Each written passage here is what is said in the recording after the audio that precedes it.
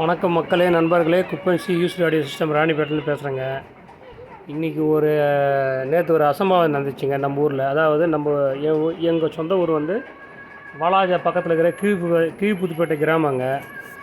அங்கே ஒரு நபர் அவனுடைய மனைவிக்கு இன்னொருத்தங்க கூட கள்ளக்காமம் இருந்ததுனால அந்த பெண்ணையும் சாவச்சிட்டாரு. அவங்களுடைய மாமனார் மாமியார் 3 பேரையும் சாவச்சிட்டு போயிட்டு போலீஸ் ஸ்டேஷனில் சரண்டர் ஆகிட்டாருங்க.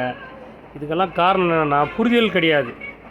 புரிதல்னால் இப்போது அவளுக்கு உன்னை பிடிக்கலையா, அம்மா நீ யாருக்குன்னா வாழ்ந்துக்கோ, சட்டப்படி விவாகரத்து இல்லைன்னா ஊரில் பஞ்சாயத்து வச்சு பிரித்து விட்டாங்கன்னு வச்சுக்கோ. அந்த பொண்ணு அவங்க ஒன்றா வாழ்ந்துக்கிட்டோம், அவள் எப்போ என்ன போட்டான், உனக்கு ஏன் கவலை, யார் பெற்ற பொண்ணோ போய் முடிச்சிடுச்சோம், அது வாழ்க்கை வாழ்ந்து போகிறேன். நீ உன் வாழ்க்கை வாழ்ந்துக்கலாம், நீ கல்யாணம் பண்ணிக்கிறியோ சும்மா இருக்கியோ, அது உங்கள் கேரக்டர் முடிஞ்சு போச்சு. அதை விட்டுட்டு குடிச்சிட்டு போயிட்டு 3 கொலை பண்ணிட்டு 3 உயிரும் போச்சு, உன் வாழ்க்கையும் போச்சு.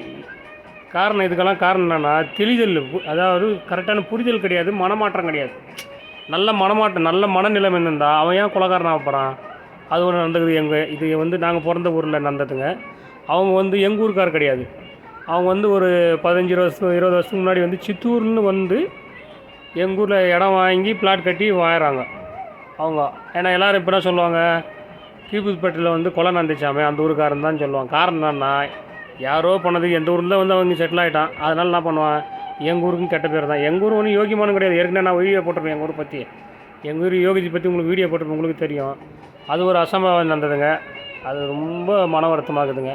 அதுக்கடுத்து குடிமல்லூரில் இதே சேம் கள்ளக்காமத்தால் அங்கேயும் ஒரு கொலை நடந்துக்குது.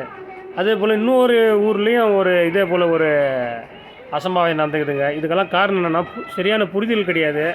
அவங்கள வழிநடத்தி செல்கிற பெரிய ஆளும் கிடையாது.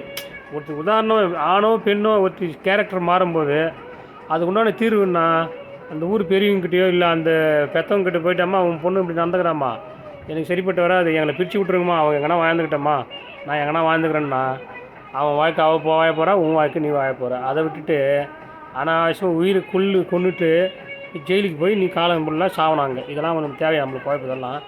இதுக்கெல்லாம் காரணம் என்னென்னா மனசு கரெக்டாக வச்சுக்கணும். மனசு சரியாக வச்சுக்கணும்னா இப்படி தான் அசம்பாவிதம் இருந்து தான் வாய்க்கும் தொலைச்சி மற்ற வாய்க்கும் தொலைச்சி உயிரும் போய் அதெல்லாம் உயிர் வருமா, இன்னொரு வாட்டி வராதுங்க. ஏன் தாங்க தப்பு செய்யாதுக்கிறான். அதனால் நான் விட்டு கொடுத்தா கெட்டு போகிறதில்ல. பெரிய நம்ம ஆளுங்களை எதுக்கு எவ்வளோ அருமையாக சொல்லிக்கிறான் பாரு, விட்டு கொடுத்தா கெட்டு போகிறதில்ல. எவ்வளோ அருமையான வசனம் பாருங்கதுங்க. ஏன்னா அது அர்த்தமே என்ன, விட்டு கொடுத்துன்னா மனசை மாற்றிக்கோன்றான். நம்பால் மனசை மாற்றிங்கன்னா பிரச்சனை கிடையாது. இல்லை நீ ஏன் கொலைகாரனா ஜெயிலில் சாப்பிட்ற காலம் வரைக்கும் மனமாட்டம் தாங்க தேவை. அதனால் மக்களே உஷாராக இருங்க. இந்த மாதிரி அசம்பாவிதம் நடக்காமல் பார்த்துக்கணும். நன்றி, வணக்கங்க.